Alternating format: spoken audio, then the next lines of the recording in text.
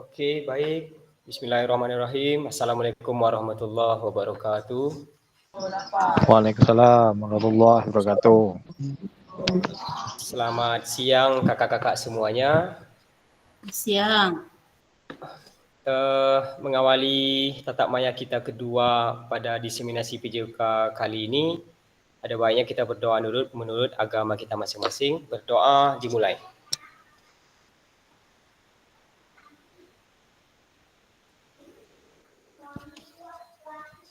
Berdoa selesai. Alhamdulillahirrabbilalamin. Wassalatu wassalamu ala asyrafil anbiya'i wal mursalin wa ala alihi wa sahbihi rasulillah ajma'in. Allahumma salli ala Sayyidina Muhammad wa ala ali Sayyidina Muhammad. Puji syukur kehadirat Allah Subhanahu wa taala, Tuhan yang Maha Kuasa, kita masih diberi kenikmatan. Salah satu nikmat yang kita diberikan hari ini adalah nikmat kesempatan sehingga kita 15 orang ini bisa hadir di tatap maya kedua dalam diseminasi program PKG PJOK. Semoga kita semua selalu diberikan kesehatan dan diberikan kelapangan waktu sehingga proses diseminasi kita tatap maya ini khususnya dapat terselenggara dengan baik. Baik kakak-kakak, untuk materi hari ini sebelum kita mulai, saya ingatkan kembali tentang kesepakatan kita yang telah minggu lalu kita sepakati bahwa silakan digunakan fitur-fitur yang ada di Zoom Meet ini. Jika memiliki pertanyaan silakan tekan tombol raise hand, kemudian senantiasa diaktifkan kameranya atau on cam, kemudian mikrofonnya dinonaktifkan jika memang belum berkesempatan untuk tanya jawab. Yang berikutnya, mari kita kasih kesempatan dengan kawan-kawan rekan-rekan yang lain ketika memberi tanggapan, memberi masukan atau memberikan jawaban. Mari kita dukung, mari kita bantu, mari kita mari kita sempurnakan dengan tanggapan-tanggapan, pemikiran-pemikiran yang kita miliki sehingga permasalahan yang kita hadapi dapat terselesaikan dengan baik dengan satu kesepakatan yang sama. Kakak-kakak sekalian, saya sharekan dulu nih.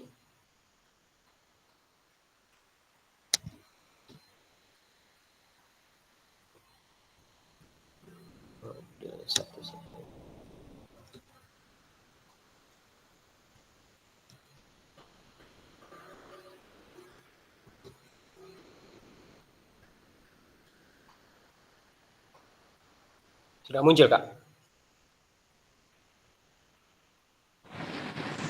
Belum, Kak. Oh, belum.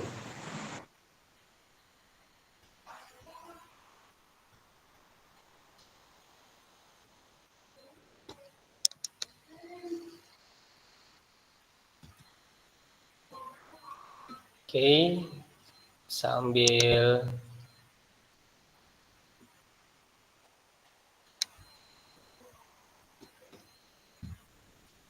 belum muncul juga.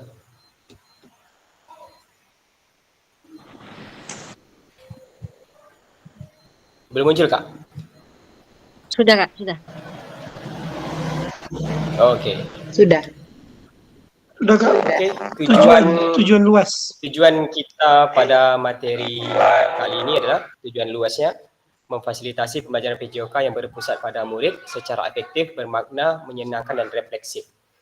Apa capaian akhir dari pelatihan pertemuan ini? Guru mampu bersikap reflektif dalam melaksanakan profesinya sebagai guru PJOK sehari-hari. Kemudian capaian pembelajaran khusus dari modul ini, setelah menyelesaikan modul refleksi ini,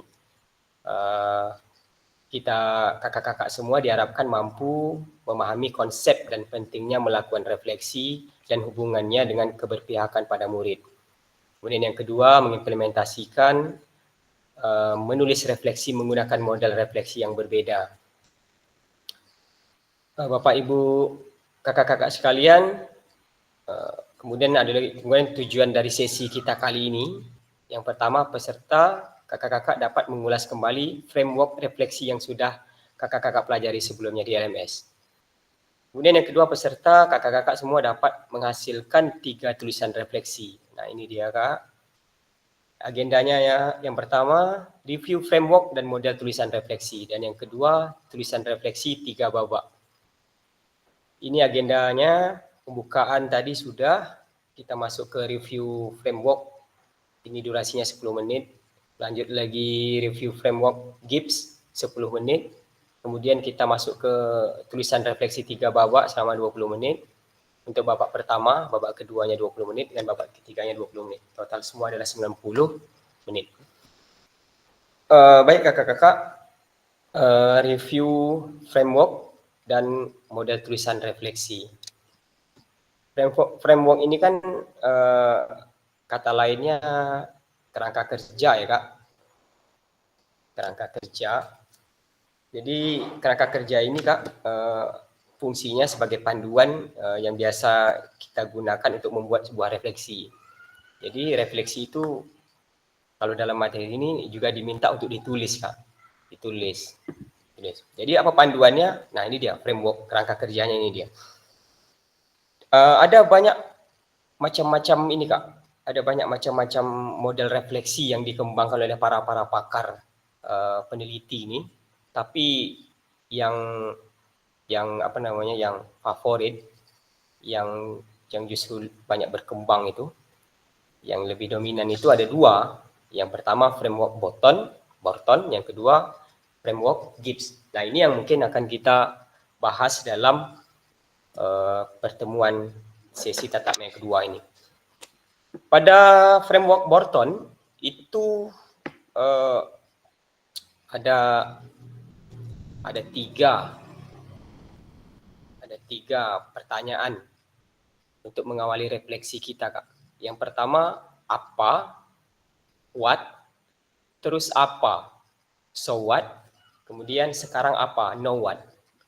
Nah ini dia framework Borton. Ini ada di LMS kan Kak? Materi ini kan?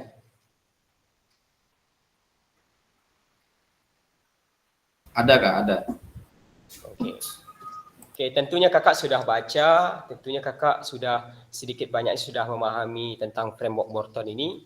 Barangkali saat ini kita sama-sama refleksikan, sama-sama kita bahas untuk memperdalam pengetahuan kita. Jadi di sini kita sifatnya diskusi Kak. Kita diskusi sama-sama, tidak ada yang lebih pintar di antara kita. Kita di sini setara sama saja. Ketika kita punya anggapan, kita punya framing sendiri, maka kita cobalah berbagi dengan kawan-kawan di sini supaya kekayaan keilmuan kita nih sebagai guru PJOK bertambah.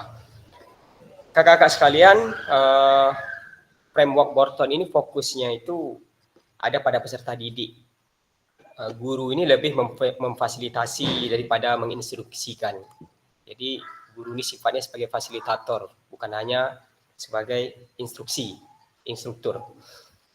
Kemudian ada di tahap pertama itu apa atau what. Tahap apa atau what ini peserta didik nantinya akan menuliskan pengalaman mereka dan mengeksplorasi respon mereka terhadap pengalaman tersebut. Di sini menggambarkan apa yang terjadi kakak-kakak. Apa ini maksudnya, apa yang terjadi? Pertanyaannya itu dalam bentuk misalnya apa yang terjadi? Apa yang terjadi kemarin? Kemudian pertanyaan berikutnya, bagaimana perasaan mereka dan tindakan apa yang mereka lakukan? Nah, itu di poin apa? Itu yang harus dijawab, itu yang harus dibayang-bayangkan dengan menjawab soal-soal tadi seperti apa yang terjadi, bagaimana perasaan ketika kejadian itu terjadi, dan apa yang dilakukan. Kemudian di tahap kedua masuk so what, terus apa? Terus apa ini, dalam tahap ini peserta didik menganalisis Kak, menganalisis sebuah kejadian dan akan menggunakan pemikiran kritisnya. Ada dua cara yang direkomendasikan di sini, yaitu analitis dan perenungan. Jadi kita bisa analisis, bisa dengan cara perenungan. Kita renung.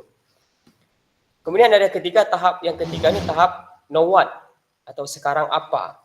Sekarang apa? Dalam tahap ini peserta didik dibantu oleh guru mengidentifikasi proses yang dapat membantu mereka menyelesaikan setiap kekhawatiran dan tantangan yang mereka hadapi, baik dari sisi keterampilan, pengetahuan, sumber belajar, dan pemahaman mereka. Nah, ini jadi guru membantu untuk mengidentifikasi proses yang dapat membantu peserta didik menyelesaikan kekhawatiran tadi, kakak. Ini bentuk framework Morton. Kemudian framework yang kedua ini juga tak kalah tenarnya, yaitu framework Gibbs. Framework Gibbs ini adalah tokoh pendidikan, Kak. Tokoh pendidikan yang terkenal dengan bukunya, yaitu Learning by Doing. Nah, itu dia. Isinya itu di mana beliau mengatakan bahwa seseorang itu belajar berdasarkan pengalaman yang terjadi pada dirinya. Jadi dia belajar dari pengalaman. Kita sering dengar istilah itu kan, belajar dari pengalaman. Itu ada di buku yang dikarang oleh Gibbs, Kak. Dalam framework Gibbs ini ada 6 poin.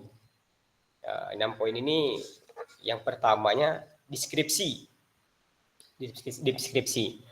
Dalam tahap deskripsi ini prosesnya adalah mengidentifikasi satu peristiwa yang dialami seseorang saat itu. Jadi kita mengidentifikasi satu peristiwa yang kita alami. Apa yang telah kita alami kemarin? Atau tadi kita kan belajar PJOK di sekolah. Apa kira-kira peristiwa yang terjadi, yang kita alami tadi ketika kita mengajar? Itu poin di deskripsi. Kemudian kita lanjut yang kedua itu, setelah deskripsi itu perasaan. Pada tahap kedua ini, pada tahap perasaan ini, mengidentifikasi apa yang menjadi pikiran dan perasaan seseorang. Mengenali dan mengakui perasaan dan emosi yang muncul saat sesuatu terjadi. Jadi kita jujur dengan perasaan kita, dengan emosional kita saat kejadian itu terjadi. Kejadian yang tadi kita deskripsikan tadi terjadi. Coba kita bayangkan, coba kita pikirkan perasaan kita waktu itu bagaimana. Lanjutkan, kemudian pada tahap ini hanya perlu untuk membuat daftar perasaan saja, tidak untuk menganalisisnya. Jadi hanya untuk perasaan saya tadi ketika masalah itu terjadi bagaimana? Bergembirakah, sedihkah, atau khawatirkah segala macam, atau risaukah? Nah, itu emosional. Itu yang harus kita identifikasi dulu sebelum masuk ke tahap ketiganya, evaluasi. Di tahap ketiga evaluasi ini kita mencari apa yang baik atau yang buruk dari pengalaman kita tadi. Cari apa yang baik. Yang baik tadi apa? Kita tadi mengajar PJOK di sekolah. Kemudian kita sudah tahu perasaan kita waktu kejadian yang sudah kita identifikasi tadi. Gembirakah, senangkah, atau sedihkah, atau lain sebagainya. Kemudian masuk ke tahap evaluasi ini, kita mencari apa yang baik dari yang buruk dan yang buruk dari pengalaman tadi. Apa yang baiknya, apa yang buruknya. Jadi refleksi ini, Kak, kita bukan hanya mencari apa yang sesuatu yang negatif atau apa yang buruk, apa yang lemah, apa yang kurang. Namun refleksi ini juga mencari apa yang kelebihannya. Kalau yang buruk, yang kelemahan itu nanti kita tingkatkan dengan cara evaluasi. Kalau yang baik ini juga dievaluasi agar ditingkatkan, minimal dipertahankan. Jadi refleksi ini ada dua sisi negatif dan sisi positifnya, dua-duanya kita harus merefleksikannya, Kak. Itu di tahap evaluasi. Kemudian masuk ke tahap keempat setelah evaluasi, kita analisis. Ini adalah tahapan kunci, Kak, di mana waktunya untuk menanyakan apa yang sebenarnya terjadi dalam situasi tersebut. Kita analisis, mengapa bisa terjadi tadi? Kejadian tadi yang kita deskripsikan tadi. Mengapa bisa terjadi? Ada apa sebetulnya? Nah, di sini poin analisisnya, Kak. Kita kembangkanlah, kita jelaskanlah. kita jelaskan dalam tulisan kita apa terjadi, apa penyebab. Misalkan tadi, misalkan saya kasih contoh deskripsinya, masalah yang kita hadapi, siswa tidak tertarik dengan materi yang kita ajarkan. Nah, di poin analisis ini coba kita kembangkan, kenapa siswa tak tertarik ini? Di mana letak salahnya? Mungkin dari sisi kita sebagai guru, apa salahnya mungkin? Atau dari sisi murid mungkin ada kendala, apa kendala murid nih yang harus kita ketahui ini? Sesuai tidak kebutuhan murid yang apa yang kita ajarkan tadi. Itu bagian analisis, Kak. Pada tahap ini juga, pada tahap analisis ini, kita juga memasukkan ide, Kak, dan perspektif dari luar pengalaman untuk membantu analisis. Jadi kita dari sini, kita minta juga, Kak, ide atau pengalaman dari orang. Pengalaman dari ide dari orang itu juga masukan untuk kita bisa menganalisis kejadian-kejadian yang tadi itu. Jadi tidak hanya pengalaman dalam diri kita juga butuh pengalaman dari orang, dari teman rekan sejawat di sekolah, untuk bisa membantu kita menganalisis. Kemudian yang keempat masuk pada tahap kesimpulan. Kelima maaf, masuk pada tahap kesimpulan. Dalam tahap kesimpulan ini, tahap kelima ini sesuatu yang dapat disimpulkan. Jadi dari deskripsi, dari perasaan tadi, setelah kita melakukan evaluasi, kita melakukan analisis, kita simpulkan. Kita simpulkan suatu kalimat, kalimat kesimpulannya. Baru yang masuk ke 6, adanya rencana tindak lanjut. Ini yang terakhir. Ini yang poin terakhir, rencana tindak lanjut. Setelah kita mendapatkan kesimpulannya, mulai dari deskripsi tadi sampai ke analisis, maka tindak lanjut ke depannya, pada tahapan ini nih, proses reflektif tidak akan lengkap tanpa menyatakan rencana tindak lanjutnya. Jadi apa tindak lanjut kita ke depan? Setelah kita analisis, apa nih penyebab kenapa anak siswa tidak tertarik dengan materi saya ini? Setelah kita analisis, kita simpulkan, nah apa tindak lanjut kita nih? Apa tindak lanjut kita agar pembelajaran besoknya dapat berubah lebih baik? Nah, inilah bentuk-bentuk framework GIPS yang umum digunakan oleh para guru atau yang bahkan seluruh dunia nih, Kak. Ini terkenal nih, framework GIPS dan Borton ini. Ini kira-kira, Kak, tentang pandangan pemahaman tentang GIPS. Barangkali kita masuk ke tulisan refleksi. Kita masuk kepada tulisan refleksi. Mari kita baca kembali tulisan kakak-kakak pada LMS terkait apa kecenderungan nilai orientasi kakak-kakak. Mungkin kakak-kakak di sini bisa, mungkin satu orang mungkin bisa mengulang apa yang sudah dijawab pada soal-soal yang ada di LMS terkait kecenderungan nilai orientasi kakak-kakak. Silakan, Kak. Boleh ditekan tombol raise hand-nya, Kak.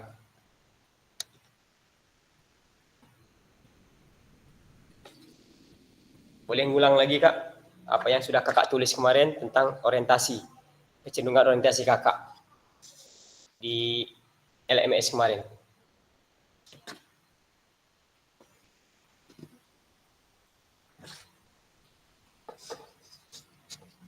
Oke, kita ketahui nilai orientasi itu ada 5 ya, Kak ya. Nilai orientasi itu ada 5. Sebetulnya banyak, Kak. Sebetulnya orientasi banyak. Nilai orientasi ini kan gini, Kak. Nilai orientasi ini kan pandangan kita terhadap esensi PJOK nih. Tentang makna PJOK nih, itu maksudnya. Jadi gini, kalau saya kasih contoh gini. Setiap kita punya pandangan tersendiri tentang PJOK, esensi PJOK nih. Maka di awal kemarin di materi orientasi kemarin kita sudah bahas juga tuh apa pandangan kakak-kakak semua terkait PJOK. Apa itu PJOK, tujuannya apa kan itu kan. Nah, pandangan-pandangan semua itu tidaklah salah. Tidaklah salah. Tapi jika semua itu dijadikan dasar, maka lihat poinnya di sini, Kak. Ada enggak pandangan kita itu yang mengarah pada edukasi? Contoh, ada yang bilang mungkin waktu kemarin itu kan di modul itu dibilangnya katanya di modul itu pandangan salah satu contoh pandangan kita terhadap PJOK itu bahwa PJOK ini lapangan pekerjaan gitu kan. Nah, di di kalimat lapangan pekerjaan ini ada enggak unsur edukasinya? Sepertinya kan tidak ada, Kak. Nah, ketika kita merasa bahwa PJOK ini sebagai lapangan pekerjaan, kita yakinkan itu sebagai nilai orientasi kita, sebenarnya ini yang salah, Kak. Karena apa yang salah? Karena di dalam anggapan kita tadi bahwa PJOK sebagai lapangan pekerjaan tidak ada nilai edukasinya, Kak. Sementara kita sudah sepakat kemarin bahwa esensi dari pelajaran PJOK ini adalah pembelajaran bagi siswa, pembelajaran bagi murid. Jadi harus ada dampak pada muridnya, Kak. Jadi maka dirangkumkanlah menjadi 5, Kak. Dirangkumkanlah menjadi 5, ada disciplinary mastery, penguasaan materi, learning process, proses pembelajaran, self-actualization, aktualisasi diri, ecological integration, integrasi ekologi, social responsibility atau tanggung jawab sosial. Nah, dirumuskanlah jadi 5. Sebenarnya banyak lagi. Setiap anggapan kita, perspektif kita tentang esensi PJOK itu juga dinamakan orientasi, Kak. Jadi mari kita sepakat bahwa keyakinan guru yang berbeda-beda tentang makna dan esensi PJOK itu kita namakan sebagai orientasi nilai guru. Nah, itu dia dimaksud dengan nilai orientasi guru tadi, Kak. Jadi gini, saya kasih contoh satu lagi gini, Kak. Seandainya saya berpikir bahwa pandangan saya terhadap esensi PJOK ini, misalkan saya beranggapan bahwa PJOK ini siswa harus mengerti, memahami dan dapat mampu melakukan setiap gerakan atau materi yang diajarkan. Jadi artinya siswa harus mampu melakukan. Nah, ketika itu saya pikirkan, saya jadikan landasan bahwa PJOK itu harus menguasai penguasaan materi, maka itu masuk pada yang pertama, pada nilai orientasi pertama, disciplinary mastery, yaitu penguasaan materi. Nah, kalau kita sudah kalau kita sudah yakin dengan perspektif kita tadi tentang nilai orientasi kita terhadap esensi PJOK, maka hal selanjutnya, apa tujuan selanjutnya nih? Apa hal yang harus kita lakukan supaya sampai ke tujuannya? Tujuannya apa tadi? Agar terjadi pembelajaran bagi peserta didik. Saya bilang tadi, orientasi saya bagaimana anak bisa menguasai materi. Jadi otomatis apa yang saya lakukan, maka yang akan saya lakukan adalah yang pertama, ketika materi itu gerak, dalam bentuk gerak, maka saya harus membagi atau memporsikan gerakannya harus dengan sistematis, Kak, mulai dari yang mudah ke yang sulit. Dalam senam lantai misalkan materinya senam lantai roll depan, jangan langsung anak itu disuruh roll depan. Suruh aja dia guling-guling dulu, Kak. Suruh aja dia guling-guling bebas dulu. Guling-guling dalam keadaan terlentang, guling-guling aja dulu, memberanikan. Jangan langsung masuk materi hari itu, baru hari itu materi pertama senam lantai, materi guling depan, langsung suruh anak jongkok, guling ke depan. Kadang-kadang anak-anak kita ini punya perbedaan di diri dia, ada yang berani, ada yang malu-malu. Nah, ini tidak bisa disepaksakan. Kita mulai dari yang hal kecil dulu. Biar aja guling-guling dulu. Biarkan guling-guling dulu. Selanjutnya bertahap, tapi itu dimaksud. Dan saya rasa ini semua sudah kita lakukan sebagai guru PJOK. Ini hal biasa yang kita lakukan. Yang kemudian ketika masuk materi di kelas, mungkin kita bagaimana anak tadi, seperti yang orientasi yang saya pilih tadi, bagaimana anak bisa menguasai materi, maka alat peraga saya harus ada. Ketika masuk materi bola basket yang seperti saya contohkan kemarin, alat peraganya apa? Mana basketnya? Jangan kita ajak anak itu menghayal. Dribble tuh gini loh, tapi kita menghayal, bolanya tak ada di tangan, cuma tangannya bergerak-gerak mantul-mantul gini. Bolanya tak ada. Jadi anak dipaksa untuk menghayal. Jadi kalau untuk kurikulum Merdeka ini, kita tidak minta anak untuk menghayal, tapi harus real, nyata. Ambil bola basketnya. Boleh dimodifikasi dengan bola-bola lainnya. Kan bola poli misalkan. Gitu, Kak, kita buat nyata. Kemudian menggunakan media-media pembelajaran yang menarik. Apalagi sekarang sudah macam-macam aplikasi, Kak. Canva itu menarik itu. Aplikasi Canva segala macam, AI ada segala macam. Itu bisa kita peragakan di pembelajaran kita di kelas. Karena kita guru PJOK saat ini dituntut untuk menguasai teknologi agar menjadi guru abad 21, Kak. Itu contoh, Kak. Contoh keyakinan saya, misalkan tadi saya memilih bagian penguasaan materi. Apakah semuanya salah? Tentu tidak. Tentu tidak.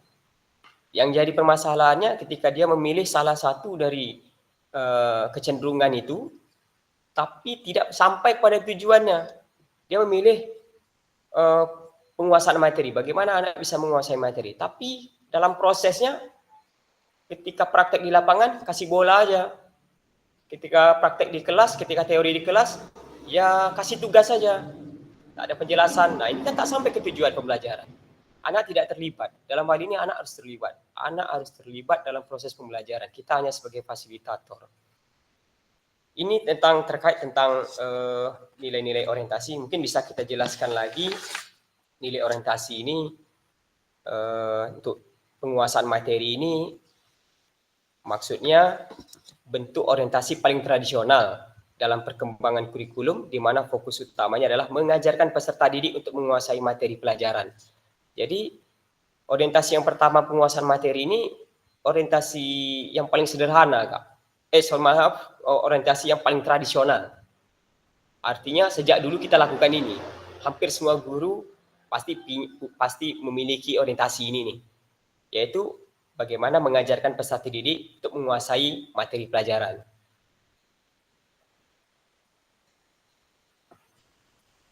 Kemudian yang kedua, proses pembelajaran. Orientasi yang kedua itu proses pembelajaran. Orientasi pembelajaran yang berpusat pada peserta didik. Nah, ini harus digarisbawahi, kakak-kakak. Proses pembelajaran dalam PJOK ini harus berpusat pada peserta didik. Nanti di modul-modul berikutnya kita akan belajar model-model atau gaya-gaya pembelajaran. Ada gaya komando, gaya instruksional, segala macam. Nanti kita masuk ke dalam sana.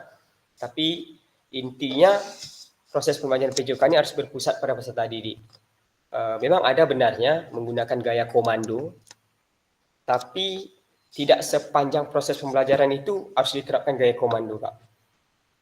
Karena dalam kurikulum 13, kurikulum Merdeka ini, anak belajar sendiri. Anak belajar sendiri, bahkan anak yang menentukan tujuan pembelajarannya. Bahkan anak memilih pelajarannya, Kak.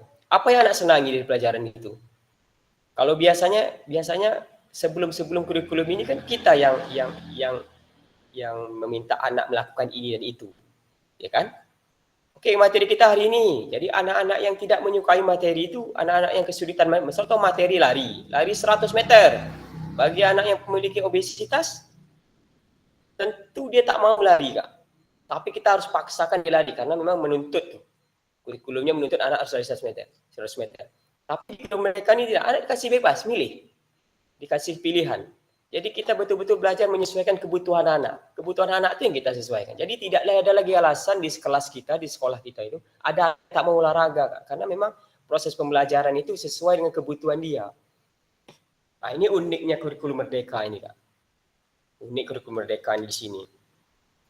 Jadi dalam proses pembelajaran, orientasi yang kedua ini, dalam pendidikan jasmani, PJOK, guru yang menempatkan nilai tinggi pada orientasi ini, berusaha membuat lingkungan belajar menarik dan menyenangkan. Ini kemarin sudah dijawab oleh Kak Fuad di LMS.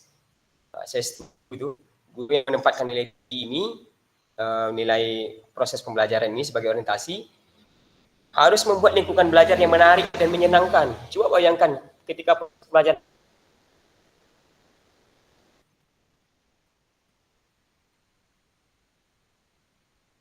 gerak, tapi lihat raut wajahnya. Seperti tak ada kenikmatan dia melakukan gerak. Kalau istilah orang Melayu macam nak tendak jadi olahraga tuh. Dari situ kita nampak. Ya kan, Kak?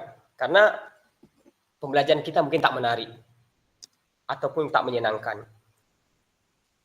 Jadi itu bentuk proses pembelajaran pada orientasi ini. Kemudian yang ketiga, aktualisasi diri.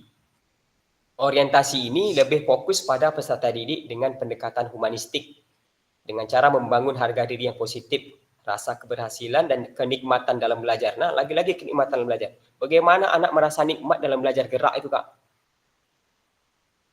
Memang selama ini kita tahu PJOK ini pelajaran yang disenangi, ditunggu-tunggu oleh peserta didik kita kan Kak.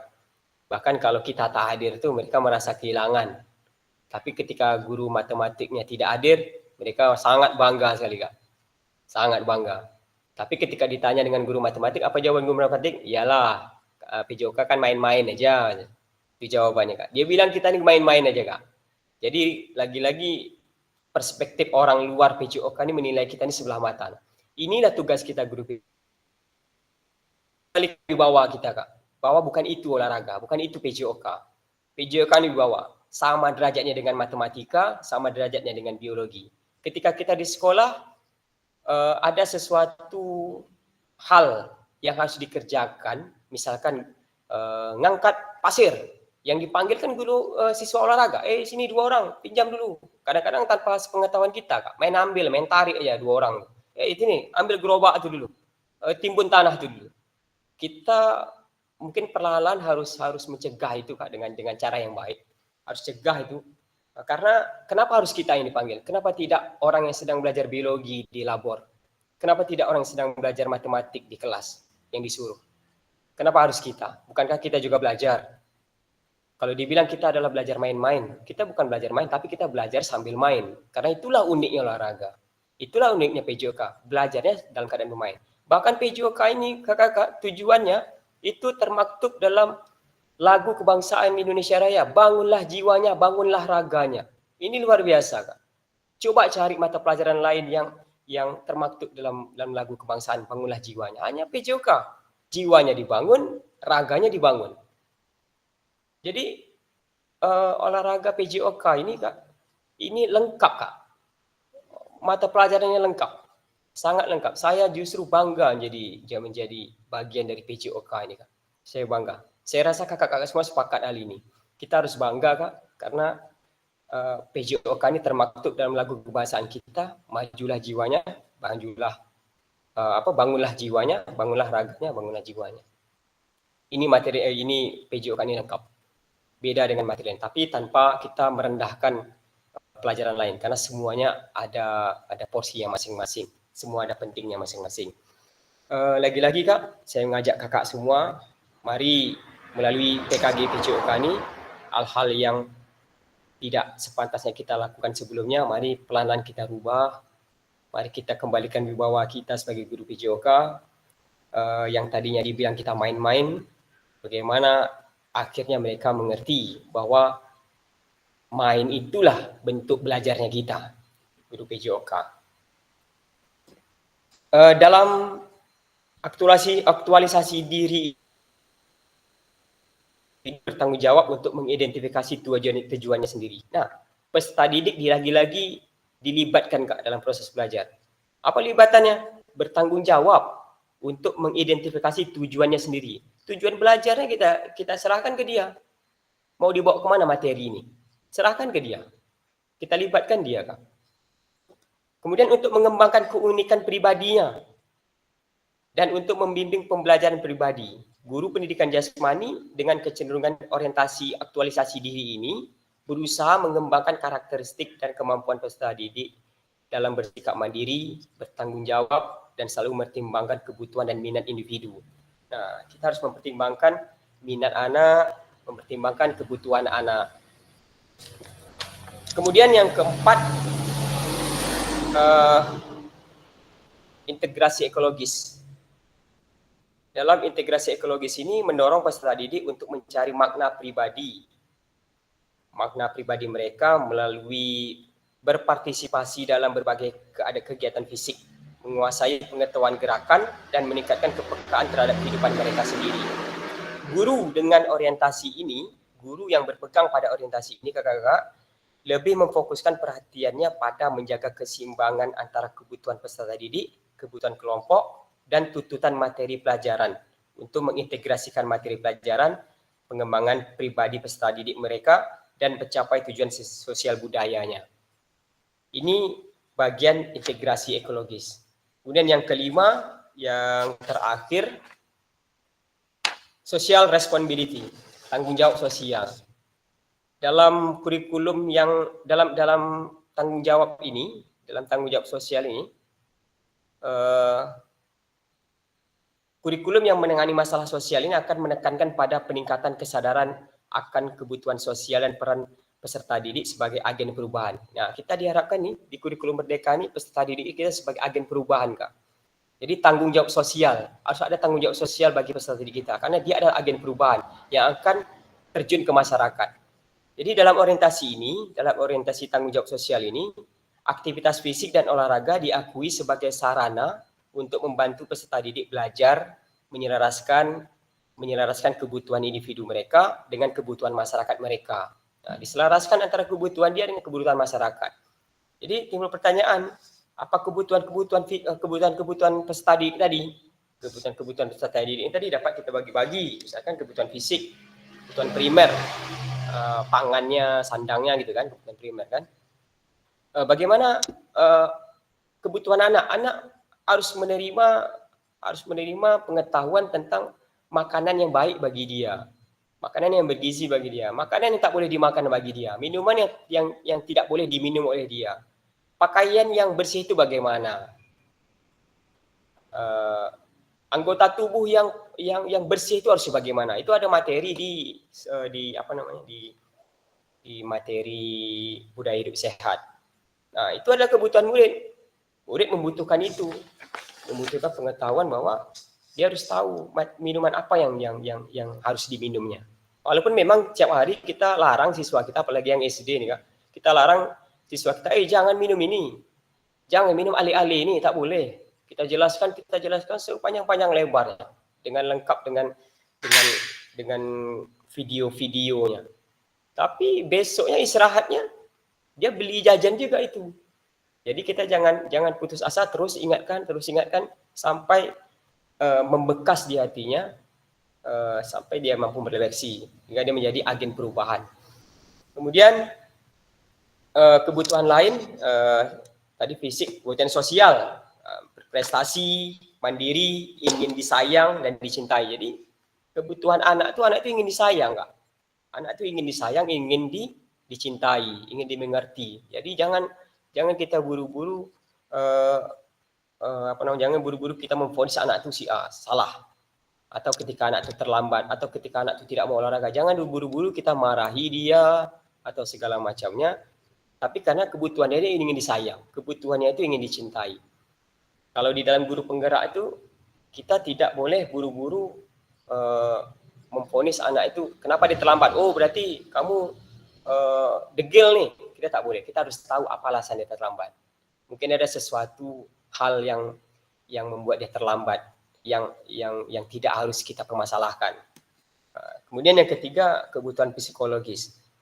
Kebutuhan psikologis anak ini ingin butuh rasa aman, butuh perlindungan dalam proses pembelajaran. Tak jarang dalam pembelajaran itu anak-anak ini sering dapat pembulian, ketika tidak dapat melakukan gerakan guling ke depan, diejek kawannya, diketawakan orangnya. Dia harus punya rasa ini, Kak. Dia punya rasa perlindungan. Dia ingin dilindungi gitu. Ini juga harus diperhatikan. Maka guru harus bijak bagaimana dalam proses pembelajaran itu tidak ada terjadi tidak ada terjadi ketimpangan. Kemudian kebutuhan berikutnya, kebutuhan belajar, konten pembelajaran ataupun media pembelajaran. Anak-anak ini butuh konten pembelajaran yang menarik, media-media pembelajaran yang bisa membuat mereka lebih memahami materi. Jadi itu semua tergantung pada diri kita, bagaimana kita membuat pembelajaran itu sebaik mungkin untuk anak. Karena anak adalah agen perubahan untuk mereka selaraskan dengan kebutuhan masyarakat mereka. Gitu, Kak. Kemudian kami ulangi lagi, kita tentu harus memandang bahwa tidak ada orientasi nilai yang dianggap paling efektif, Kak. Dari kelima itu kita tidak bisa memandang mana yang paling efektif. Karena kita memang punya pandangan masing-masing gitu. Tinggal lagi apa yang harus kita lakukan dengan perspektif kita tadi. Mau dibawa kemana PJOK kita ini? Apa yang harus kita lakukan? Baik, yang dilakukan guru adalah kuasai semuanya. Dari 5 itu kita kuasai, Kak. Kita kuasai 5 orientasi itu, pelajari secara sungguh-sungguh setiap langkah dan penerapannya. dan setiap guru akan menemukan peluang untuk menjadi ahli pada semua orientasi nilai di atas. Kalau kita pelajari semuanya, Kak, kita ahli di bidang itu. Lima-limanya kita ahli. Ahli kita. Kalau betul-betul kita pelajari. Terutama untuk digunakan mendidik seluruh peserta didik kita. Jadi kakak-kakak, sekali lagi, PJOK itu adalah alat untuk mendidik peserta didik menjadi lebih utuh dan total. Lagi-lagi kita bangga, Kak, karena PJOK ini alat untuk mendidik peserta didik menjadi lebih utuh dan total. Jadi sekali lagi mari kita emban amanah ini dengan baik, kita kerjakan amanah ini dengan baik agar PJOK ini kembali pada level yang seharusnya. Kakak sekalian, mungkin sampai di sini. Sebelum kita lanjut, ada pertanyaan mungkin? Silakan, Kak, ketik tombol raise hand-nya.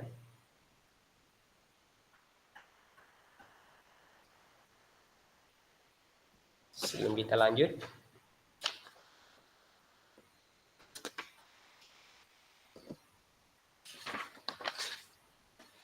Ada pertanyaan, Kak?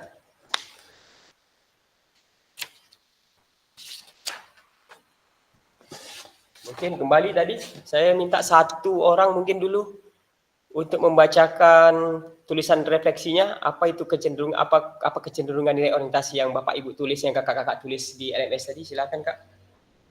Siapa yang bisa, Kak?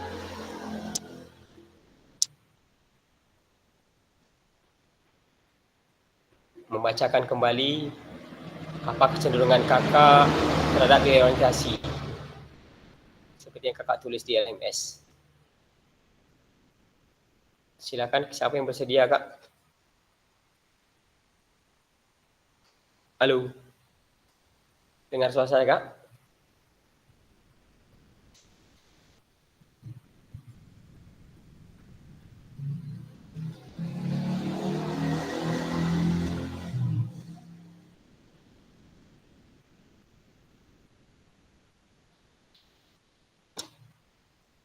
Silakan, Kak, untuk dibacakan kembali apa yang kakak tulis di LMS tentang kecenderungan kakak terhadap nilai orientasi.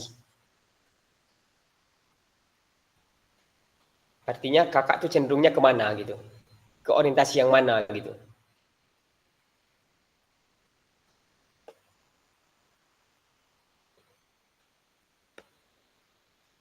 Silakan, Kak. Boleh langsung nyalakan, ya. Kak Irmaneti Hasan, silakan, Kak.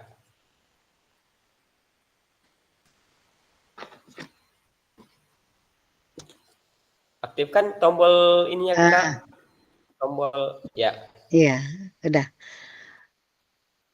Kalau kecenderungan orientasi ini, kalau bagi saya itu biasanya tidak berfokus kepada kemampuan fisik siswa saja, tetapi lebih ke pengembangan karakter dan nilai-nilai sosial yang bermanfaat dalam kehidupan sehari-hari. Itu kalau menurut saya. Seperti itu, Kak Emil. Iya, Bu. Iya, Kak. Terima kasih, Kak. Baik, Kak. Jadi tidak hanya terfokus pada itu ya, Kak. Kemudian kira-kira Kak Irmaneti seberapa dalam tulisan refleksi kakak?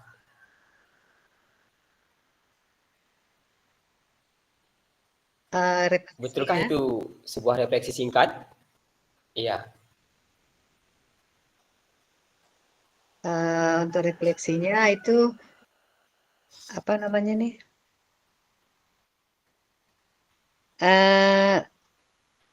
Melihat kembali yang pembelajaran yang sudah kita ajarkan kepada anak.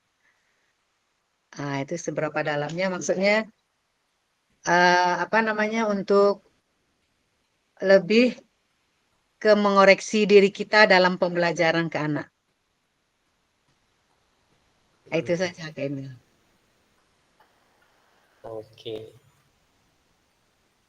Oke, baik, Kak. Itu bentuk seberapa dalam refleksi Kak Irmaneti tentang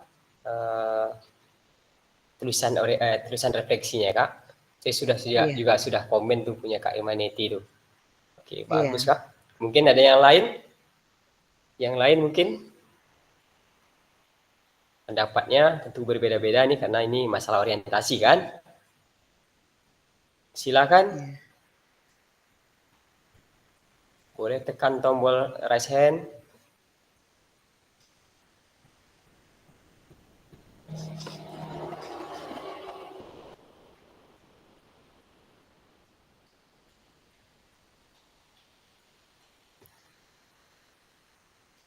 Oke, baik Kakak.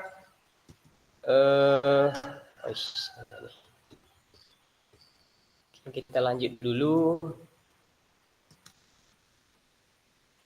Kita lanjut kepada tulisan refleksi 3 babak ini. Kita refleksi 3 babak dulu Kak. Masuk ke babak pertama dulu.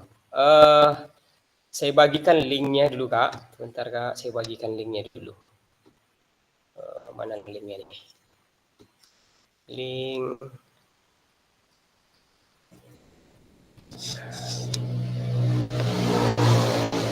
Nanti Kakak menuliskan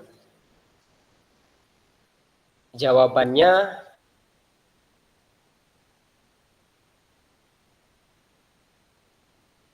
di Jamboard ini ya Kak. Dibagikan linknya Kak.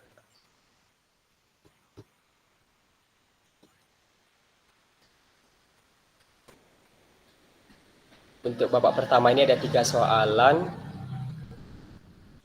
Yang soal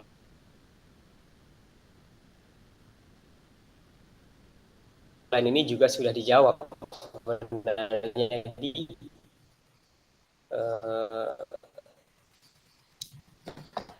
ini di LMS.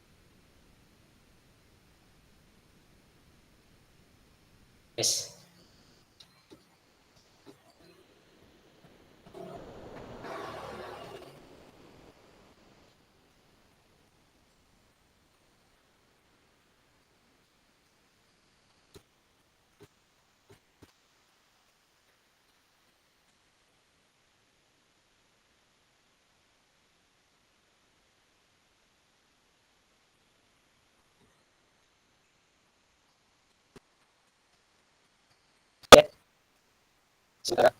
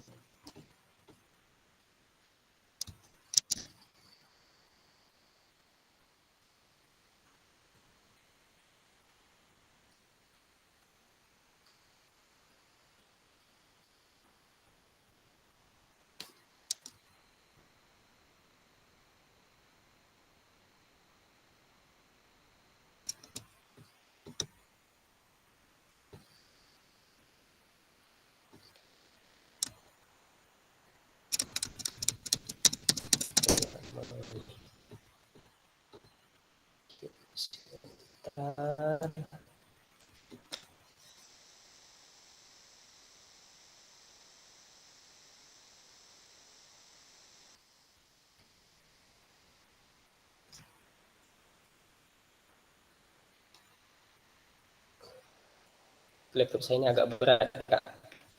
Jadi agak susah.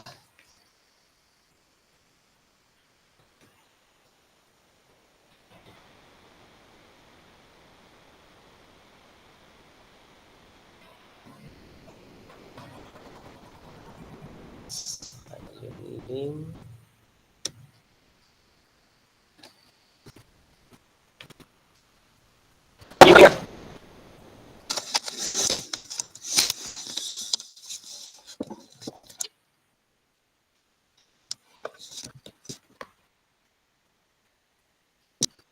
Silakan dibuka linknya Kak.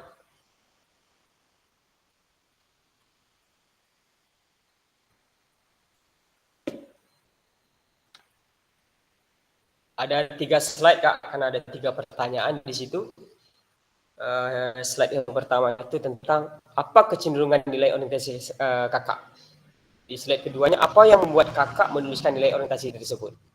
Kemudian yang ketiga, slide yang berikutnya, apa pengalaman atau bukti kakak terkait nilai orientasi tersebut? Silakan diisi menggunakan sticky note-nya itu, Kak. Bisa dibuka, Kak?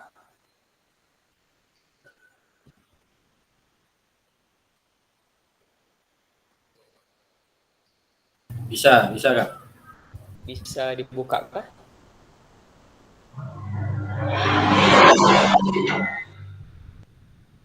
Jadi di situ Kak. Oke lah. Jadi yang di Jamboard tuh di situ Kak. Ya, nanti pilih yang ini, Kak. Yang sticky note ini ya, Kak. Pilih sticky note ini, ketik di sana. Poin-poin penting aja, Kak, karena memang tidak bisa diisi panjang tuh. Poin-poin penting aja, Kakak terhadap organisasi Kakak. Kak bisa diketik nih Kak. Tidak bisa diketik. Sticky note-nya tak bisa dibuka. Diizin dulu Pak. Diizin dulu kayak Hah? untuk mengedit, minta akses pengeditan. Oh, minta akses pengeditan nih. Coba diganti akunnya ke akun ini, Kak, ke akun belajar, Kak. Akun Kakak coba diganti ke akun ID belajar. Yang Jamboard ini ya, Kak, yang Jamboard nih gantikan akun ID belajar, Kak.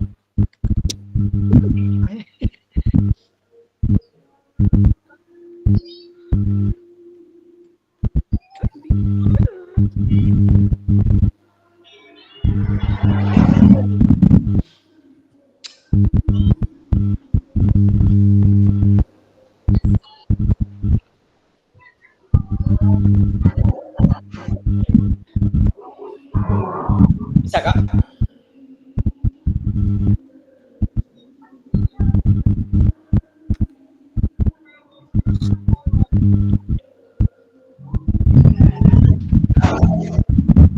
Ada yang sudah bisa? Ini sudah dibuka Pak Emil, tapi di mana menulis jawabannya nih? Kak Emil? Kakak bisa pilih di bagian kiri itu ada pilihan, Kak. Di bagian kiri itu ada sticky note, ya di sticky note bisa tulis, Kak. Pilih sticky note, kemudian arahkan ke layarnya, ke lembar yang ada, Kak?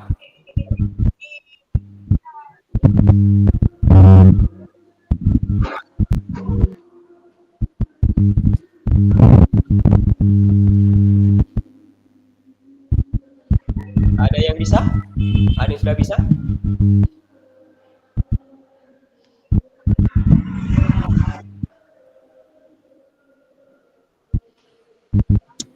Tak dapat menulis ya Kak.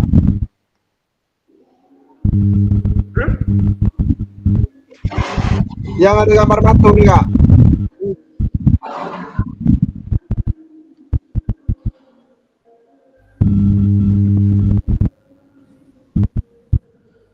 Tidak ada pilihan di sebelah kiri itu.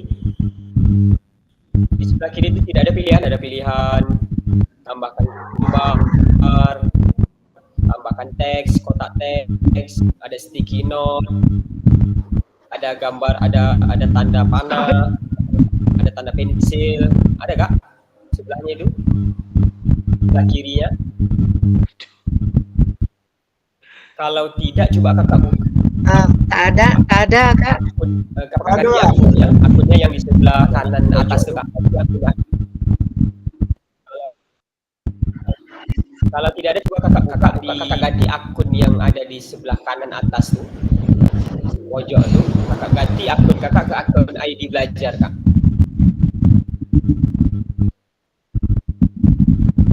Udah Kak. Bisa kan? Bisa juga Kak. Kalau sudah bisa Kak Rian, boleh langsung di Belum bisa Kak, belum bisa. Tidak bisa. Belum bisa ditulis Kak, Sudah nampaknya. Kak. ganti akun ID belajar? Sudah Sudah ganti ganti akun ID ID belajar belajar. juga? Sudah. Sudah. Aduh, yang Eh, tunggu Kak. Kita coba yang ini.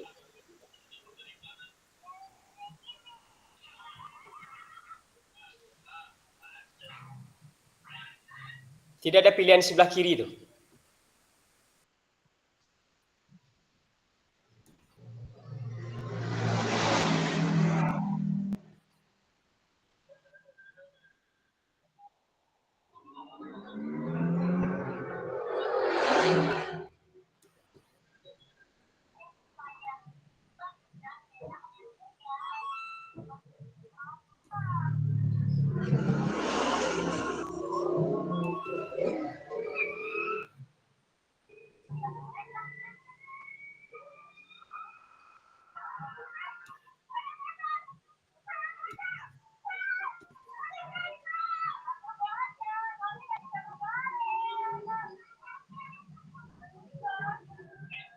Akun kakak sudah diganti yang Jabot ini.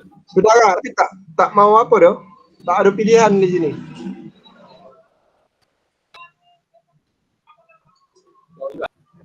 Tak ada pilihan. Tak ada menu ya. Ya sama Pak, apa Kak? Tak ada pilihan. Nggak ada, hanya lihat di sini kan. Hanya lihat, minta akses pendidikan.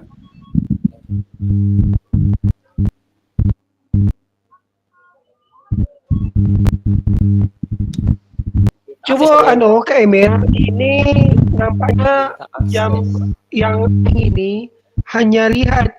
Coba Pak Kak Emil memberi akses untuk pengeditan gitu. Akses pendidikan.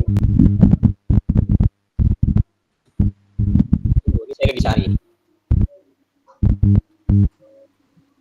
Ini hanya lihat, ini tidak bisa diedit. Harusnya bisa.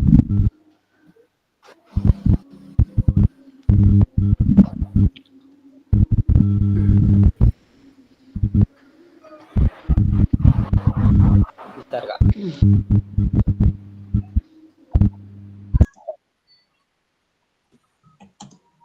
Sebelum kakak ganti ke akun ID belajar, sebelumnya apa kakak pakai? Akun ID belajar Kak.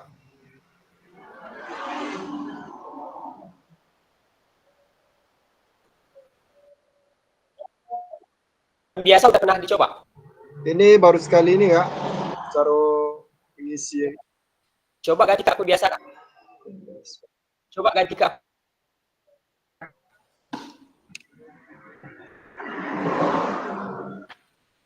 Biasa.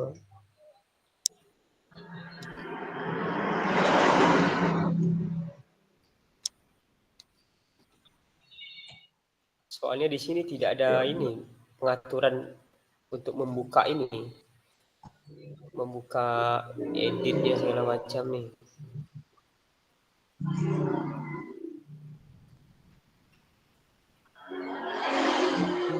Tak ada.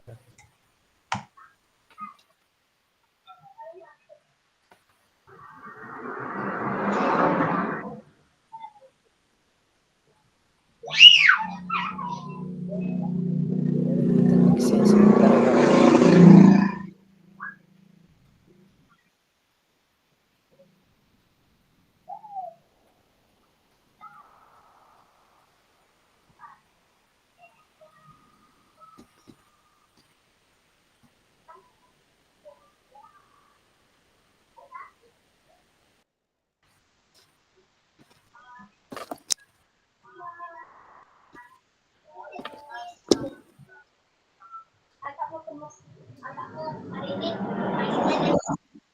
Udah bisa kalian? Belum dapat Kak. Belum bisa, belum ada muncul. Kalian Kak Fuad sudah kalian tetap di akun belajar ID? Iya, Masih tetap. di akun belajar ID? Ya, tetap di akun belajar ID itu. Oke, Gimana tak bisa di diisi? tempat saya di tempat saya Tapi saya tadi di minta tempat apa kan? saya ini Minta akses pengeditan. udah ini nih, udah muncul nih Kak Rian nih sama Kak Centang. Minta pemilik untuk mengedit akses. Udah ini, udah diakses nih. Udah masuk nama Kak Fuad dan Kak Rian. Tak bisa diketik, Kak.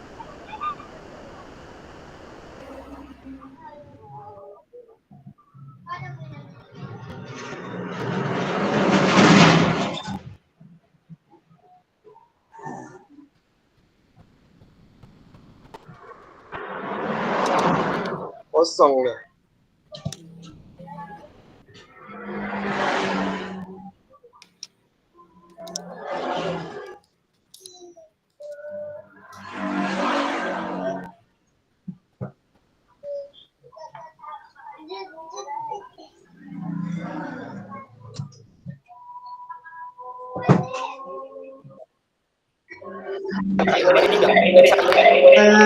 Belum lagi Kak. Belum. Ini untuk Coba kembali saya sudah nih. Bisa. Sudah. Ada sticky note itu kan? Oke. Ini Nah, soalnya saya belum lagi Kak. ini sudah 3 orang yang bisa nih. Kak Rian, Kak Muhammad Centang, Kak Irmani. Sudah 3 orang di saya ini yang ini nih. Yang sudah bisa edit. Mungkin tunggu sebentar Kak Irmanenti, mungkin lagi proses Kak Irmanenti.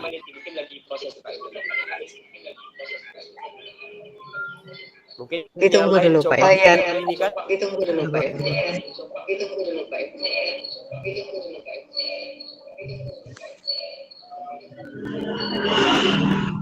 Bisa kapok kan?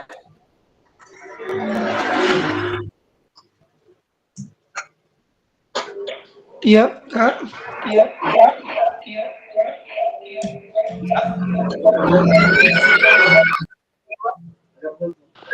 Nggak bisa dibuka nih Kak, linknya Kak.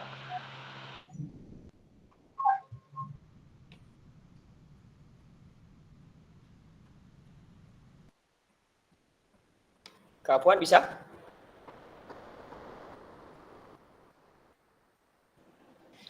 Bisa, Kak. Oke.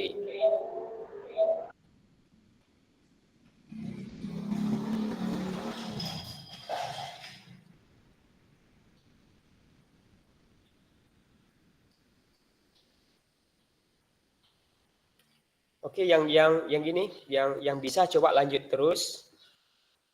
Yang belum bisa mungkin kita langsung ke sini aja dulu. Kita kembali ke Meet-nya.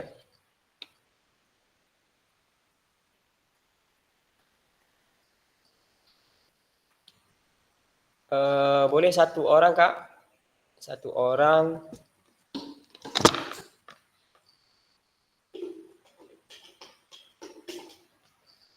Boleh 1 orang mungkin untuk menjawab satu pertanyaan ini Kak.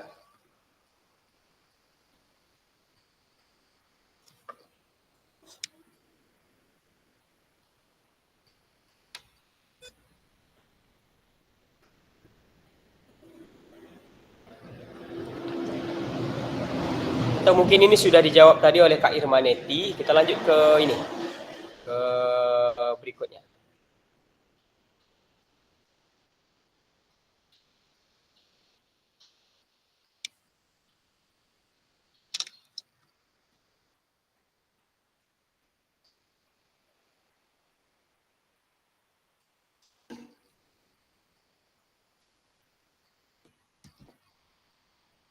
Nah, ini roda emosi kakak-kakak. Bisa terbaca Kak?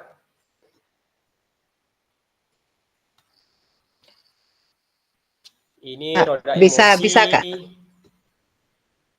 Iya. Ini roda emosi. Ada berapa ini? 6. Ada cinta, takut, amarah, sedih, terkejut, gembira. Nah, ketika gembira, apa-apa aja yang muncul di sana, terpesona, girang, ada rasa semangat, ada keyakinan, ada bangga, ada riang, ada bahagia, ada rasa aman. Itu ciri-ciri peserta didik yang memiliki emosi gembira. Kemudian terpesona di sini ada gairah, terpukau. Girang ini sukacita, euforia, dan segala macamnya. Termasuk juga cinta, takut, amarah, sedih, dan kejut lainnya. Itu ada indikator-indikator yang menentukan mereka emosi mereka ada di mana. Bisa kita lihat dari roda emosi ini. Kemudian di babak kedua, refleksi di babak kedua ini, mari kita lanjutkan dan perdalam tulisan refleksi kita seperti pada tahapan perasaan, evaluasi, analisis dari framework Gibbs. Gunakan emosi dari roda emosi tadi yang menggambarkan perasaan kita saat ini. Nah, pertanyaannya ini kakak. Bagaimana emosi kakak yang mempengaruhi terkait kecenderungan nilai orientasi saya? Kemudian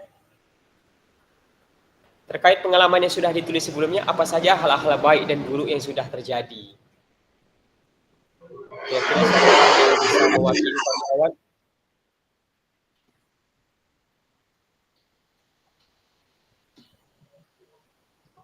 Untuk menjawab pertanyaan ini kak, refleksi yang babak kedua, bagaimana emosi yang mempengaruhi kakak terkait kecenderungan nilai orientasi kakak tadi? Kakak memilih orientasi A misalkan. Bagaimana emosi kakak saat itu? Kalau dari emosi saya senang nggak? Oke, Kak Rian mengatakan Senang kalau dia dari emosi ketika senang. Proses pembelajaran berjalan dengan lancar ya. Oke. Kemudian Kak Rian, terkait pengalaman kakak yang sudah kakak tulis sebelumnya itu, apa hal-hal baik dan apa pula hal-hal buruk yang sudah terjadi kak?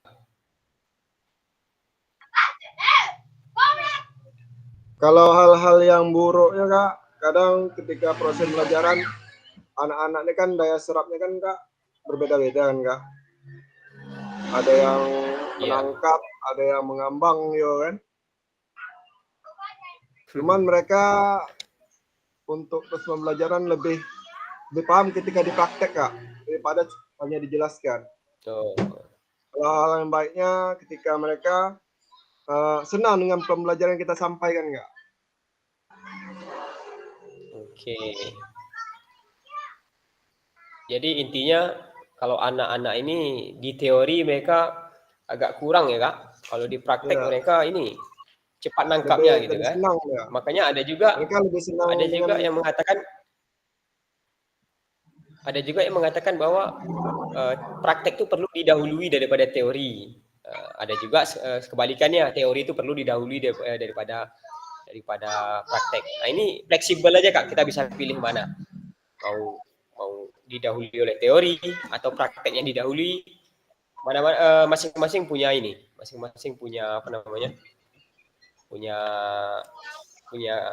kebaikan-kebaikan yang tersendiri, punya dampak-dampak baik tersendiri. Misalnya cara melempar bola, cara melempar bola itu kan. Halo kak. Ya, halo, lanjut Kak Rian. Misalnya cara melempar bola.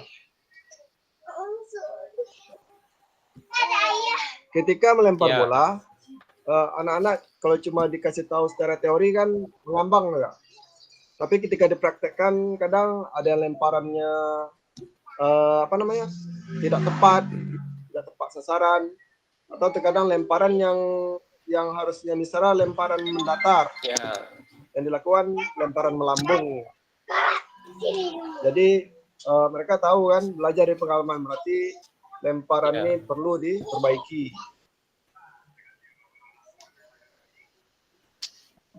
Dalam permainan kasti kak.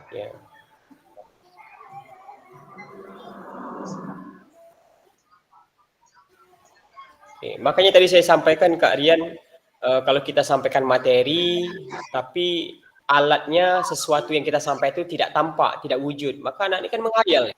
Oh begini cara melempar, tapi bolanya tak ada di tangan kita. Prakteknya tak ada, kita cuma bicara saja, memperagakan tanpa alat. Nah itu kadang-kadang yang membuat anak jadi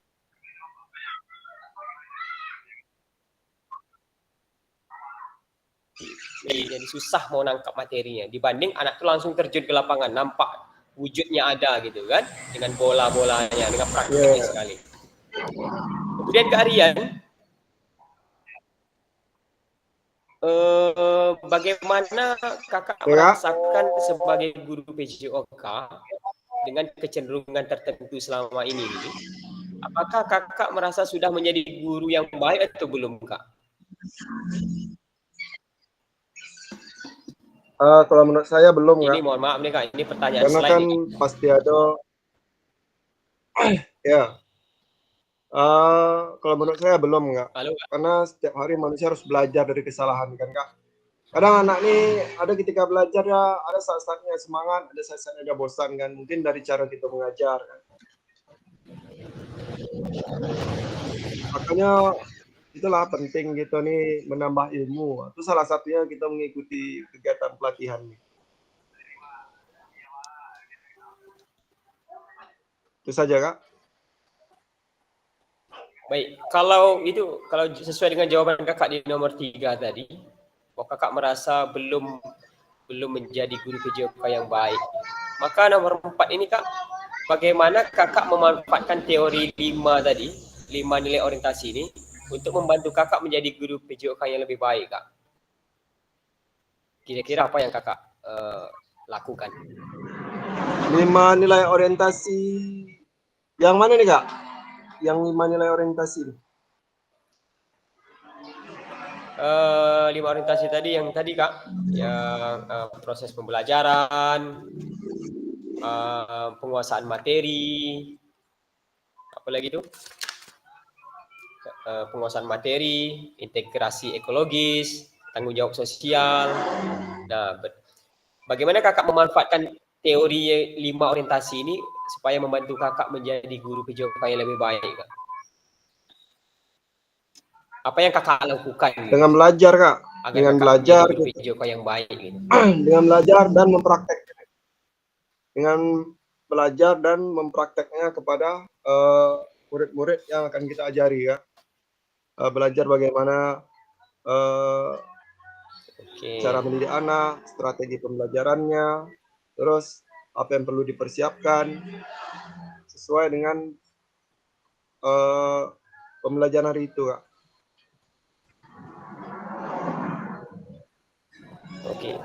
Jadi intinya kalau kita memilih satu orientasi, minimal kita memilih satu orientasi, maka itu jadi tujuan kita Kak. Misalkan tadi saya sampaikan di awal tadi, misalkan orientasi kita pada penguasaan materi, artinya bagaimana anak bisa menguasai materi PJOK kan gitu Kak. Nah maka apa yang harus kita lakukan ke depannya? Apa usaha kita supaya anak bisa memahami materi? Ya itu tadi contohnya misalkan kan, melakukan gerakan dimulai dari yang mudah ke yang sulit, gitu kan. Kemudian dalam teorinya mungkin kita menggunakan alat peraga yang tampak nyata, tidak mengharapkan anak untuk berkhayal gitu.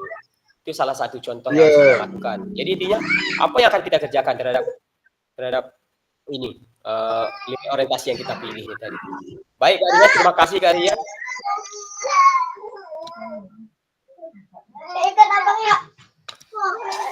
Ya Kak.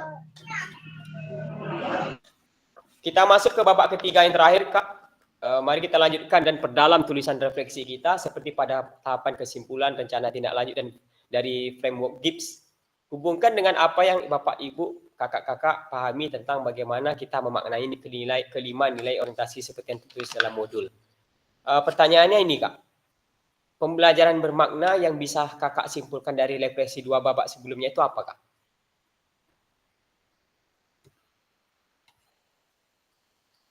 Kira-kira siapa Kak yang bisa menjelaskan Kak?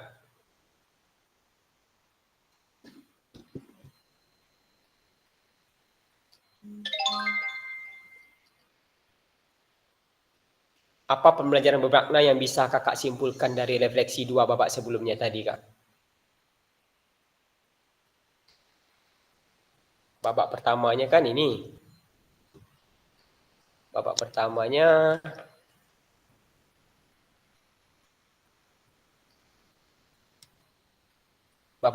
ini, kecenderungan kakak terhadap nilai orientasi. Apa kecenderungan kakak terhadap orientasi? Oke, kakak udah memilih satu kecenderungan kakak. Memilih kecenderungan ini misalkan. Satu. Kemudian yang kedua tadi, babak kedua tadi, bagaimana emosi kakak tadi? Senangkah, gembirakah, dan segala macamnya? Kemudian, apa hal-hal baik, hal buruk kakak? Kemudian, bagaimana kakak memanfaatkan teori yang 5 ini agar kakak menjadi guru PJOK yang lebih baik? Nah, dari situ pembelajaran bermakna apa yang bisa kakak simpulkan?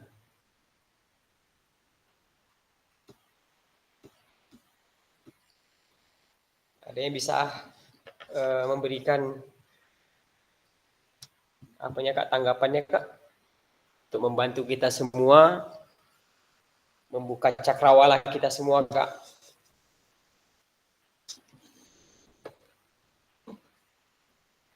Pembelajaran bermakna seperti apa?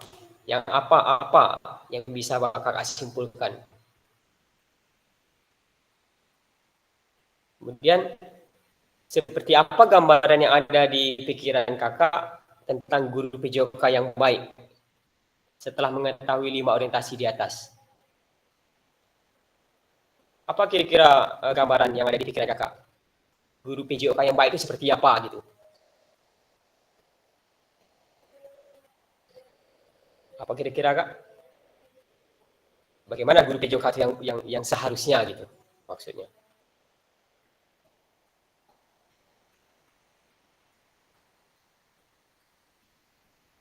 Lagi-lagi kak, intinya kita mengajar PJOK ini, tujuan kita adalah bagaimana peserta didik dapat menikmati pembelajaran kak, menikmati pembelajaran.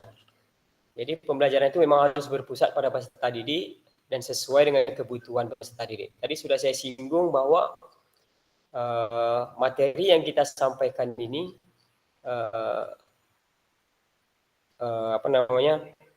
berdiferensiasi, tapi nanti ada materi kita tentang diferensiasi di modul berikutnya. Tapi saya kupas sedikit aja. Berdiferensiasi. Jadi peserta didik ini kita kasih pilihan kak, kita kasih pilihan berdasarkan kebutuhan belajar. Jadi kalau kita belajar ini kak, kita ada namanya asesmen diagnostik, diagnostik, asesmen di awal itu untuk menentukan kebutuhan belajar peserta didik ini kak. Ya, peserta didik ini ada yang sukanya praktek aja, ada yang anak ini suka mendengarkan aja, ada yang anak ini suka audio visual, mendengar sambil melihat. Nah, jadi kita harus sesuaikan itu dulu. Anak ini kebutuhannya yang mana?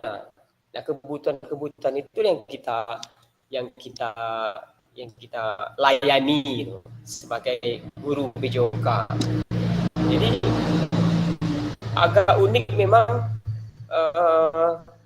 guru PJOK di kurikulum Merdeka ini kak, kita harus memberi pilihan kepada peserta didik materi mana sesuai dengan kebutuhan dan keinginan mereka. Beda dengan yang dulu, anak yang tidak berani untuk melakukan guling depan, harus kita upayakan bagaimana dia harus guling ke depan.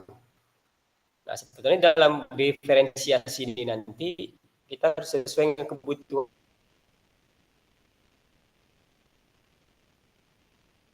Ketika dia tidak berani melakukan guling ke depan, apa upaya kita? Apa pilihannya? Apa kesenangan dia? Dia guling ke depan, dia tak mau dia maunya guling-guling sambil guling-guling paku kata orang. Guling-guling sampai selonjor aja. Berbaring guling-guling mutar-mutar gitu. Ya, oke, silakan dulu. Silakan dia pakai itu. Jadi kita cari materinya yang setara antara guling ke depannya, apa yang setara dengan guling depan. guling selonjor gitu ya, guling gitu aja dulu. Jadi jangan dipaksakan untuk melakukan guling karena kondisi anak ini beda-beda, Kak. Apalagi nanti ada disabilitasnya. Ada anak yang punya keterbatasan fisik. Bagaimana cara kita mengajar anak dengan keterbatasan fisik? Ini nanti lebih lengkapnya dari modul berikut. Itu kira-kira gambaran PJOK, bagaimana guru PJOK yang harus kita terapkan, Kak, di ruang belajar kita. Sekali lagi, intinya kita harus membuat anak menikmati gerakan. Membuat anak menikmati gerakan. Proses pembelajarannya berpusatnya pada peserta didik. Jadi tidak kita lagi yang mengatur. Bahkan untuk tujuan pembelajaran pun, bahkan penilaian pun enggak. Oh, kita mau begini, cara nilai Pak harus begini. Ya, kita diskusikan sama-sama. Bahkan sampai segitu pun, Kak, kita harus menyesuaikan kebutuhan murid. Jadi tak ada lagi alasan dalam kurikulum Merdeka ini pelajaran PJOK anak tidak mau lagi olahraga. Karena tanda kutipnya ini, yang paling penting ini, bahwa dari PJOK ini diharapkan anak bisa aktif hidup sepanjang hayat. Bagaimana melalui PJOK ini anak bisa aktif sepanjang hayat. Hidup aktif sepanjang hayat, itu dia diminta. Makanya dikasih kebebasan anak itu.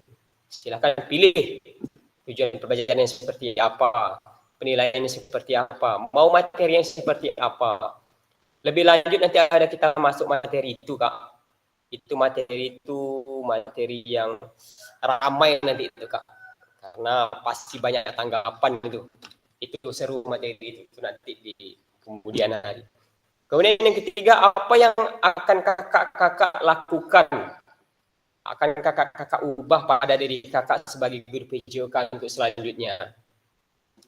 Apa kira-kira, Kak?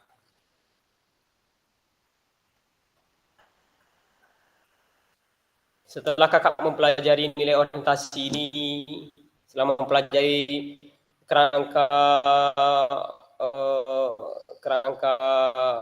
kerja, framework, Borton, Gibbs, apa yang akan kakak lakukan, akan kakak ubah pada diri kakak sebagai guru PJOK untuk selanjutnya?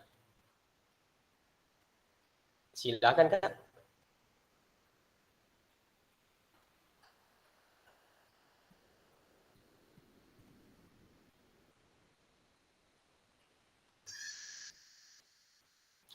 Kak Yusman mungkin.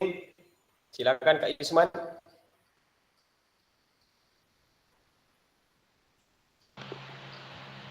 Assalamualaikum. Dengar, Kak? Halo Kak Yusman. Halo Kak Yusman. Ya, dengar, Kak?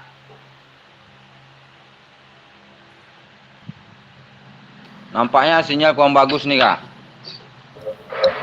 Selamat hari ini. Selamat.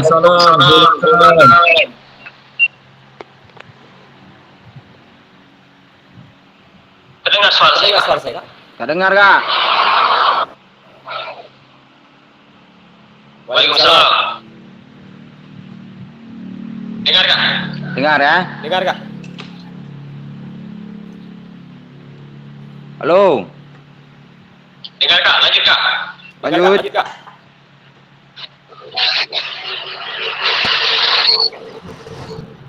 Dengar, Kak? Dengar, Kak? Oh, dengar. Yang pengalaman saya masalahnya olahraga nih, Kak. Yang setelah saya dengar-dengar tadi, banyak hal-hal yang unik-unik yang akan terjadi di sekolah. Terutama di SD lah, Kak, ya. Bagi saya, pengalaman saya, yang namanya anak, otomatis kita ikuti keinginan anak. Terutama sekali di bidang olahraga. Anak-anak tersebut nih, Kak, yang saya khawatirkan, memang anak-anak sekarang ini berprestasi. Tapi terkendala kami di guru PJOK ini, anak-anak yang berbakat itu don, Kak. Maksud dari don, kami tidak bisa membina. Artinya tidak bisa bina di hari-hari hari-hari sekolah. Biasanya di hari Sabtu itu anak-anak kan dikasih leluasa. Apalagi di hari Sabtu itu kan harinya guru PJOK. Kalau dulunya saya pernah lakukan namanya pembinaan prestasi, Kak. Jadi anak-anak yang berprestasi itu kita bisa memantau di hari Minggu, di hari Sabtu. Karena hari Sabtu kegiatannya terlalu banyak, ya otomatis kami selaku guru olahraga tidak bisa buat apa-apa, Kak. Otomatis anak-anak ini lemah, down dia, Kak. Jadi kami ini harus kemana? Jadi kendala kami ini, Kak, ya apalagi kita sekarang ini udah masuk PKG. Kayak mana, Kak? Binaan prestasi itu akan kita adakan kembali. Jadi anak-anak yang berprestasi di bidang olahraga yang disenanginya, kita bisa mengolah kembali, Kak. Cukup, yang itu bisa saya sampaikan, Kak. Terima kasih. Terima kasih Kak Yusman. Baik, sangat baik apa yang disampaikan oleh Kak Yusman. Sebenarnya jawabannya ada di modul modul aktivitas gerak nanti hampir di akhir-akhir PKG ini, Kak. Ada tuh modul aktivitas gerak kebugaran, arahnya ke sana. Tapi saya kupas sedikit aja. Kita kembali ke esensi mata pelajaran PJOK ini dulu, Kak. Apa esensinya kemarin yang kita sepakati di awal orientasi, bahwa esensi dari mata pelajaran PJOK ini adalah pembelajaran bagi peserta didik. Masalah prestasi, Kak. Memang betul, dulu di kurikulum 13 kita punya aktivitas pengembangan diri dari Sabtu. Karena kebetulan mungkin berubah kurikulum, kita tidak memiliki lagi aktivitas itu, Kak. Tidak memiliki lagi program itu, program pengembangan diri. Jadi untuk prestasi anak, jadi intinya begini, Kak.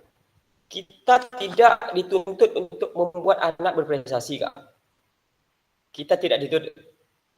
Pertanyaannya, apakah kita bisa membuat anak SD itu, anak sekolah kita SMP SMA itu untuk berprestasi? Jawabannya kan bisa. Tapi coba kakak bayangkan, syarat untuk anak berprestasi, latihannya harus bagaimana? Intensitas latihannya bagaimana? Pertemuannya harus berapa? Gitu kan, Kak? Kita ketemu anak di PJOK itu 1 minggu 1 kali. Mungkin di SD ketemu 1 minggu 2 kali. 2 JP dan 2 JP, 2 kali pertemuan. Nah, coba bayangkan, Kak, dengan materi yang berubah-ubah, ada materi sesuai kompetensi dasarnya itu berubah-ubah, bagaimana kita membentuk anak prestasi. Kita tak bisa membawa anak prestasi dalam proses pembelajaran. Kita tidak bisa membawa anak harus berprestasi di dalam pembelajaran, dalam tanda kutip berprestasi ini olahraga, cabang olahraga, ya, Kak. Kalau bukan di orientasi pendidikan. Kalau orientasi pendidikan harus. Tapi kalau prestasi kecabangan olahraga bukan di pembelajaran PJOK letaknya, Kak. Karena itu tidak mungkin ada prestasi kecabangan olahraga di pembelajaran PJOK. Karena untuk prestasi kecabangan ini porsinya itu khusus, Kak.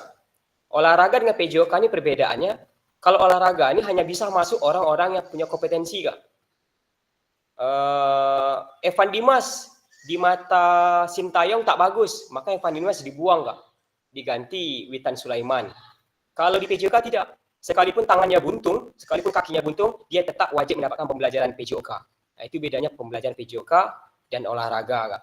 Jadi untuk prestasi kita tidak ada pengembangan diri untuk mengantarkan di sepak bola. Kita buka ekstra sepak bola di sekolah. Itu yang bisa kita bantu, Kak. Jadi sekali lagi intinya kita tidak bisa membawa anak untuk berprestasi kecabangan olahraga di dalam proses pembelajaran penjas. Karena tidak mungkin, Kak. Syarat orang bisa berprestasi itu dia harus punya minat dan bakat dulu. Coba bayangkan di kelas kita, Kak, bahkan ada satu orang yang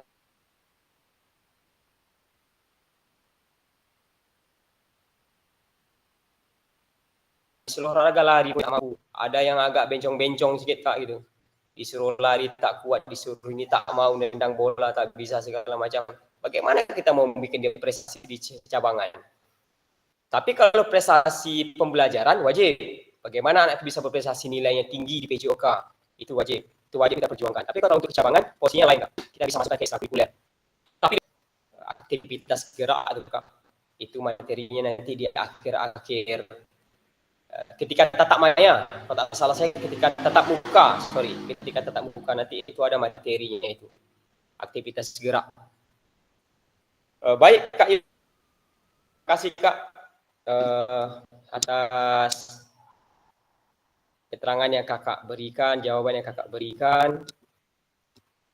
Ada pertanyaan lain mungkin?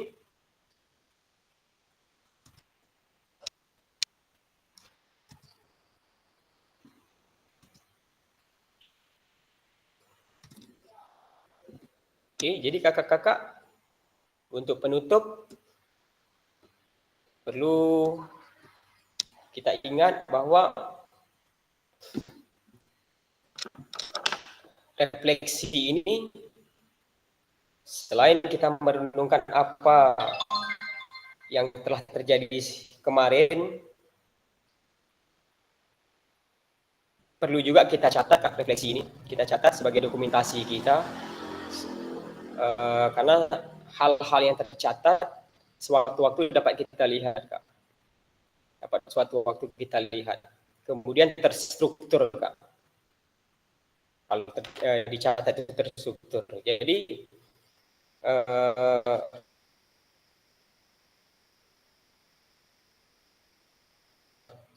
refleksi yang kita catat ini pedomannya mana? Itulah pedoman yang hari ini kita pelajari sama-sama di kerangka kerja framework Borton dan Gibbs. Nah, kemudian nanti kakak bisa masuk ke model-model penulisan refleksi kak. Model-model penulisan refleksi itu kan ada segitiga refleksi, ada deal, ada refleksi 6 topi,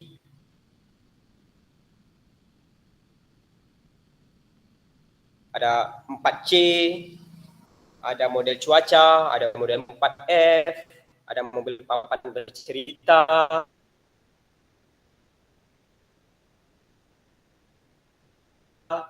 Nah, itu model-model refleksi. Model-model refleksi ini nantinya diharapkan kakak, nanti setiap kali modul, setiap akhir modul, kakak ini melakukan refleksi. Nah, setiap refleksi modul ini kakak manfaatkan dari ketujuh model penulisan refleksi ini kak. Misalkan di penguatan dikuatkan pemahaman ini kan ada malam ini kan ada terakhir nih penutupan terakhir pengumpulan tugas nih, kuatkan pemahaman di materi refleksi kan. Misalkan kakak pakai refleksi untuk tugas malam ini,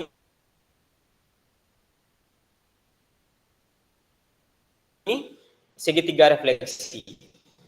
Nanti masuk metode modul berikutnya, kakak refleksikan pakai model tulisan refleksi yang berikutnya lagi, yang deal atau refleksi 6 topi atau 4C, pakai itu.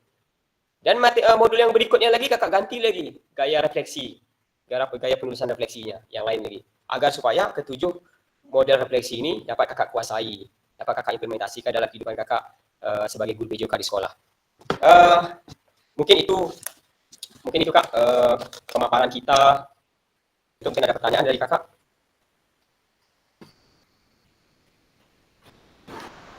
Lewat 50, kita lebih 5 menit kak. Harusnya kita berhenti tadi jam 15:45.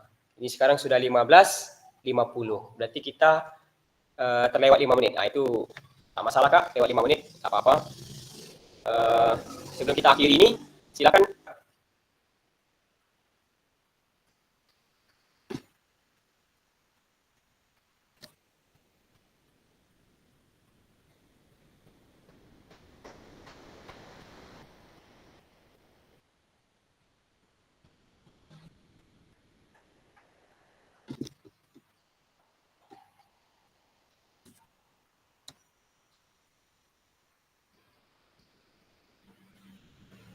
Ketua silakan. Ketua silakan foto ketua untuk dokumentasi kita ketua. Atau mungkin Ini salah screenshot satu dari kakak-kakak. Ya boleh. Ya. Ya. Open kamera Ya. kak. Open kamera semua kak. Ya, semua kakak-kakak. Biar kita ambil dokumentasinya. 1, 2, 3. Sekali lagi ya. Bebas tangannya kak. Bebas.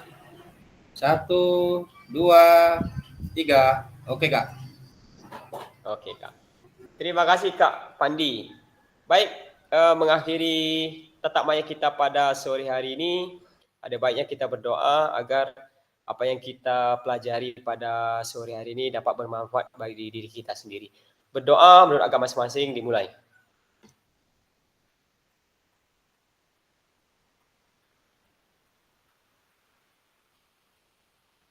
Oke, selesai. Saya matikan dulu kak